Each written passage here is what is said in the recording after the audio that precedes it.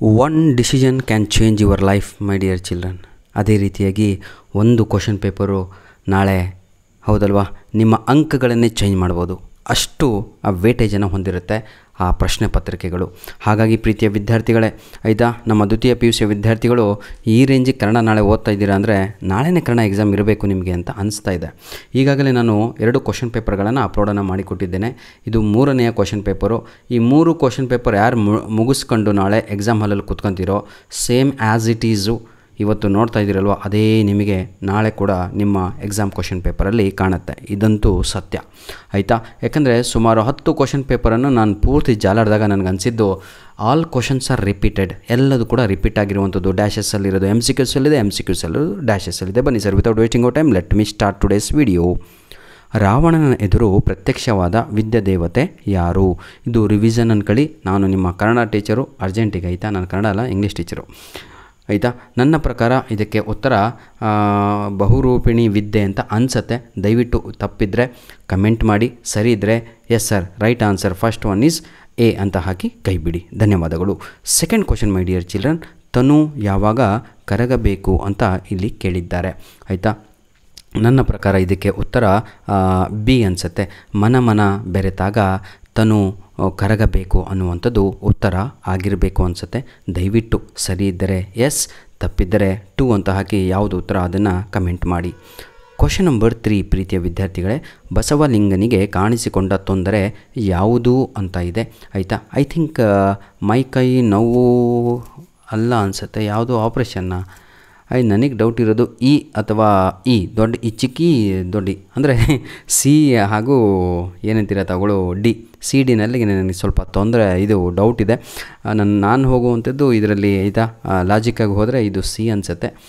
ಬನ್ನಿ ಈಗ question number 4ಗೆ ಹೋಗೋಣ. ನಿರೂಪಕನಿಗೆ ಯಾವ ಕೆಲಸ ಕಾಯಮಾಗಿತ್ತು ಅಂತ ಇದೆ 4ನೆಯ ಪ್ರಶ್ನೆ, ಆಯಿತಾ. ಇದಂತೂ ಪ್ರತಿಯೊಬ್ಬರಿಗೂ ಕೂಡ ಗೊತ್ತಿರುವಂಥದ್ದೇ. ಐ ಥಿಂಕ್ ಇದೇ ಅನಿಸುತ್ತೆ, ಆಯಿತಾ.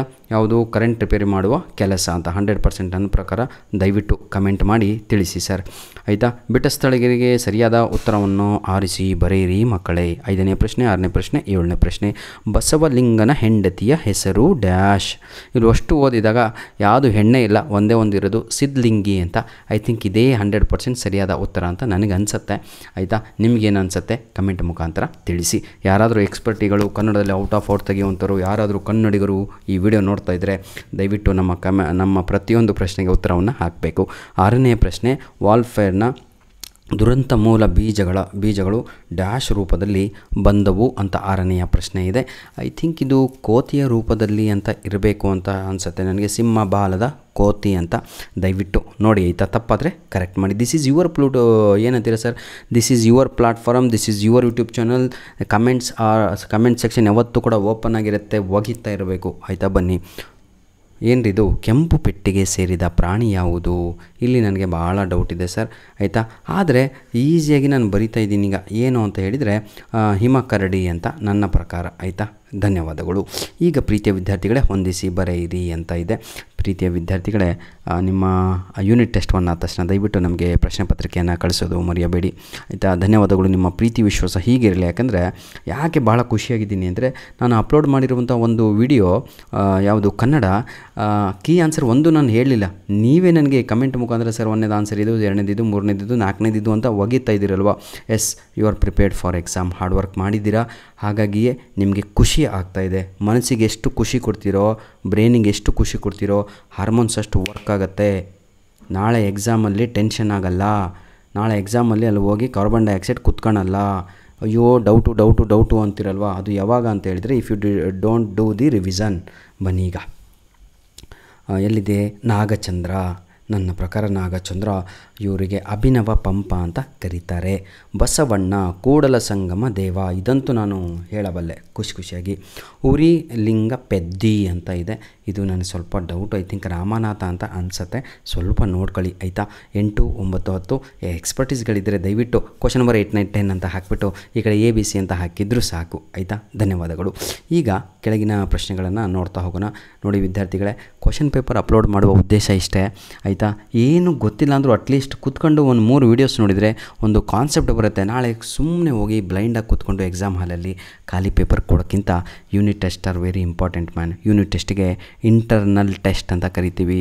ಇಂಟರ್ನಲ್ ಟೆಸ್ಟ್ ಅಂತ ಹೇಳಿದರೆ ಏನು ಗೊತ್ತಾ, ಇಂಟರ್ನಲ್ ಮಾರ್ಕ್ಸು ಅಪ್ಲೋಡ್ ಆಗುತ್ತೆ ಆ ಟೆಸ್ಟಿನ ಬೇಸ್ ಮೇಲೆ. ನೋಡ್ರೋ ಹಿಂಗೆ ಏನಂತೀರ ಸ್ಕ್ರೋಲ್ ಮಾಡ್ತಾ ಸ್ವಲ್ಪ ಉಪದೇಶಗಳನ್ನು ನೀಡ್ತಾ ಇರ್ತೀನಿ, ಬೇಜಾರಾಗಬೇಡಿ. ಆ ಪ್ರಶ್ನೆಗಳನ್ನೆಲ್ಲ ಬರ್ಕೊಳ್ಳಿ, ಭಾಳ ಇಂಪಾರ್ಟೆಂಟು. ನೋಡಿ ವಿದ್ಯಾರ್ಥಿಗಳೇ, ಇದು ನಮ್ಮ ಜಿಮೇಲ್ ಐ ಡಿ. ಈ ಒಂದು ಜಿಮೇಲ್ ಐ ಡಿಗೆ ತಾವುಗಳು ತಮ್ಮ ಬಳಿ ಇರುವಂತಹ ಯೂನಿಟ್ ಟೆಸ್ಟ್ 1ರ ಪ್ರಶ್ನೆ ಪತ್ರಿಕೆಗಳನ್ನು ಎಲ್ಲ ಸಬ್ಜೆಕ್ಟು ಕಳಿಸಿಕೊಡಿ. ಧನ್ಯವಾದಗಳು. ಆಯಿತಾ, ಇಲ್ಲಿ ನೋಡ್ರೋ ವಿದ್ಯಾರ್ಥಿಗಳೇ, ಆಯಿತಾ, 3ನೇ ಮೇನ್ ಕ್ವಶನ್ನು. ಅಲ್ಲಿ 2 ಅಂಕದ ಪ್ರಶ್ನೆಗಳನ್ನು ನೋಡಿದ್ರಿ, ಇಲ್ಲಿ 3 ಅಂಕದ ಪ್ರಶ್ನೆಗಳನ್ನು ನೋಡ್ಬೋದು. ಮತ್ತು 2 ಅಂಕದ ಪ್ರಶ್ನೆಗಳು ಗದ್ಯ ಭಾಗ, ದೀರ್ಘ ಗದ್ಯ, ಮತ್ತೇನ್ರಿ ನಿಮ್ಮದು ಅದು ಪದ್ಯ ಭಾಗ ಆಯ್ತಲ್ವ, ಎಲ್ಲದರಿಂದ ಬರುವಂಥದ್ದಾಗಿರುತ್ತೆ. ಧನ್ಯವಾದಗಳು. ನಿಮ್ಮ ಅಮೂಲ್ಯವಾದ ಸಮಯವನ್ನು ನಾನು ವ್ಯರ್ಥ ಮಾಡಲಿಕ್ಕೆ ಬಯಸುವುದಿಲ್ಲ ಸಲ. I want kill your valuable time. That is the reason my dear children. I think this is enough for you. Grammar ಕೂಡ ಇರುತ್ತೆ ಸರ್. ಗ್ರಾಮರ್ ಮೊದಲು ತಾವುಗಳು ಇವತ್ತು ಕೂತ್ಕೊಂಡು ನಾಳೆ ಎಕ್ಸಾಮ್ ಇದ್ದವರು ತತ್ಸಮ ತದ್ಭವ ಇದನ್ನು ಕಲೀರಿ. ನಾಳೆ 2 ಮಾರ್ಕ್ಸಿಗಿರುತ್ತೆ. ಸಮಾನಾರ್ಥಕ ಪದಗಳು ಕಲೀರಿ, ಅರ್ಥ ಬರೆಯಿರಿ ಅಂತ ಇದಲ್ವ. ಇದು ಎಲ್ಲ ಕ್ವಶನ್ ಪೇಪರಲ್ಲೂ ಇವೇ 3 ಇರುವಂಥದ್ದು. ಯಾವುದು? ಸಮಾನಾರ್ಥಕ ಪದಗಳು, ತತ್ಸಮ ತದ್ಭವ ಹಾಗೂ ಅರ್ಥ ಬರೆಯಿರಿ ಅಂತ. ಬಹಳ ಈಸಿಯಾಗಿರುತ್ತೆ ಆಯಿತಾ. ನಂತರದಲ್ಲಿ ಒಂದು ಪ್ರಬಂಧ ಕೊಡ್ತಾರೆ, ಜೊತೆಗೆ ನಿಮಗೆ ಒಂದು ಲೆಟರ್ ರೈಟಿಂಗ್ ಕೊಟ್ಟು ಕೈ ಬಿಡ್ತಾರೆ ಆಯಿತಾ. ಭಾಳ ಇರಲಿ ನಮ್ಮ ಮಕ್ಕಳು ಅಂತೂ 2 ಪ್ರಬಂಧ ಕೊಟ್ಟು ಯಾವ್ದಾರು ಒಂದು ಬರೀರಲಿ ಅಂತ ಹೇಳ್ತಾರೆ. ಕ್ರೀಡೆ ಮತ್ತು ನಮ್ಮ ಆರೋಗ್ಯ ಅಂತ ಆಯಿತಾ, ಸ್ಪೋರ್ಟ್ಸ್ ಆ್ಯಂಡ್ ಅವರ್ ಹೆಲ್ತ್ ಅಂತ. ಮೂಢನಂಬಿಕೆಗಳು ಅಂದರೆ ಸೂಪರ್ಸ್ಟಿಷಿಯಸ್ ಥಿಂಗ್ ಅಂತ. ಈ 5 ವಾಸ್ ಎ ಟ್ರೀನಲ್ಲಿ ಓದಿದ್ರಲ್ವ, ಬರೆದು ಒಗೀತಾ ಇರಿ ಫಸ್ಟ್ ಇಯರ್ PUCನಲ್ಲಿ. ಇಲ್ಲಿ ಒಂದು ಫಾರ್ಮಲ್ ಲೆಟರ್ ಇದೆ, ಒಂದು ಇನ್ಫಾರ್ಮಲ್ ಲೆಟ್ರು, ಯಾವುದಾದ್ರೂ ಒಂದು ಬರೆದು ಮುಗಿಸಿ. ಧನ್ಯವಾದಗಳು. ನಿಮ್ಮ ಪ್ರೀತಿ ವಿಶ್ವಾಸ ಸದಾ ನಮ್ಮ ಜೊತೆ ಹೀಗಿರಲಿ. ಲೆಟರ್ ರೈಟಿಂಗಲ್ಲಿ ಗೊತ್ತಲ್ವಾ, ನಿಮ್ಮ ಹೆಸರನ್ನು ಬರಿಬಾರ್ದು. ನನಗೆ ಗೊತ್ತಿರೋಂಗೆ ಅಬಕ ಅಂತ ಐ ಥಿಂಕ್ ನಿಮ್ಮ ಹೆಸರು ಇರಬೇಕು ಕನ್ನಡದಲ್ಲಿ. ಇಂಗ್ಲೀಷಲ್ಲಿ XXX ಅಂತ ಬರಿತೀವಿ. ನೋಡ್ರೋ, ಯಾರೆಲ್ಲ ಇಂಗ್ಲೀಷಲ್ಲಿ ಭಾಳ ವೀಕ್ ಇದ್ದರು, ಈ ವಿಡಿಯೋದ ಡಿಸ್ಕ್ರಿಪ್ಷನ್ ಬಾಕ್ಸಲ್ಲಿ ಇಂಗ್ಲೀಷಿನ ಇಂಪಾರ್ಟೆಂಟ್ ಕ್ವಶನ್ಸು ವಿತ್ ಆನ್ಸರು ಜೊತೆಗೆ ಗ್ರಾಮರಿನ ಲಿಂಕ್ಸನ್ನು ಕೊಟ್ಟಿರ್ತೇನೆ, ಉಪಯೋಗಿಸಿಕೊಳ್ಳಿ. ಧನ್ಯವಾದಗಳು. ಕಮೆಂಟ್ ಮುಖಾಂತರ ಆಯಿತಾ ನಿಮ್ಮ ಸಂತೋಷನ ವ್ಯಕ್ತಪಡಿಸಿ, ರಿವಿಷನನ್ನು ಮಾಡಿ. ನೋಡ್ರೋ, ಇವತ್ತು ಬರೆದ್ರೆ ನಾಳೆ ಎಕ್ಸಾಮಲ್ಲಿ ಖುಷಿ ಆಗ್ತೀರಾ. Anyhow, God bless you all. ನಾನು ಕೂಡ ದೇವರಲ್ಲಿ ನಿಮ್ಮ ಎಕ್ಸಾಮ್ ಚೆನ್ನಾಗಾಗಲಿ ಅಂತ ಬೇಡ್ಕೊತಾ ಈ ವಿಡಿಯೋನ ಇಲ್ಲಿಗೆ ಮುಗಿಸ್ತಾ ಇದ್ದೇವೆ. ಧನ್ಯವಾದಗಳು. ದಯವಿಟ್ಟು ನಮ್ಮ ವೀಡಿಯೋಸ್ಗಳನ್ನ ನಿಮ್ಮ ಫ್ರೆಂಡ್ಸ್ಗಳಿಗೆ ಶೇರ್ ಮಾಡೋದನ್ನು ಮರಿಬೇಡ್ರಿ ಕಣೋ. ಹೊಟ್ಟೆ ಕಿಚ್ಚು ಯಾರಿಗಿರುತ್ತೆ ಅವ್ರ ಜೀವನದಲ್ಲಿ ಬೆಳೆಯಲ್ಲ. ನಾನಷ್ಟೇ ಬೆಳಿಬೇಕು ಅಂದವರಿಗೆ ದೇವ್ರು ತುಳಿದು ಹಾಕ್ಬಿಡ್ತಾವನೆ, ಪ್ರಪಂಚನೇ ತುಳಿದು ಹಾಕ್ಬಿಡುತ್ತೆ. ನೆನ್ಪಿಟ್ಕೊಳ್ಳಿ ಆಯಿತಾ. If you are a well wisher, ನೀವು ವೆಲ್ ವಿಷರ್ ಆಗಿದ್ದಕ್ಕೆ ನನ್ನ ಯೂಟ್ಯೂಬ್ ಚಾನಲ್ ಬೆಳೀತಾ ಇರೋದು, ನೀವು ನೋಡ್ತಾ ಇರೋದಕ್ಕೆ, ಹೌದಲ್ವ? ಅದು ನಿಮ್ಮ ಒಳ್ಳೆತನ. ಹಾಗೆ ಒಳ್ಳೆತನದಿಂದ ವೀಡಿಯೋಸ್ಗಳನ್ನು ಶೇರ್ ಮಾಡಿ. ನನ್ನ ಫ್ರೆಂಡು ಕರೀರಿ, ಅವನು ಪಾಸಾಗಲಿ ಅಂತ. ಧನ್ಯವಾದಗಳು.